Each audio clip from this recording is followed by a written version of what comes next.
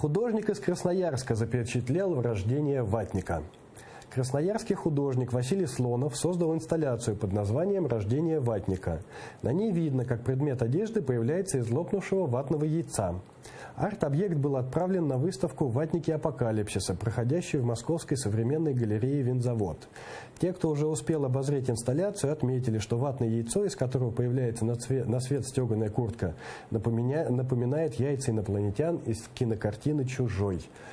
Друзья мои, позвоните срочно кто-нибудь лейтенанту Эллену Рипли. Мы все с вами замечательно помним, как во второй части фильма, как во второй части трилогии «Чужой» она расправилась с этими яйцами, из которых вылезали все эти лицехваты с помощью огнемета. Мне кажется, пришла пора лейтенанта Рипли засылать в Красноярский край, где из яиц вылупляются теперь ватники. Жги, Элен.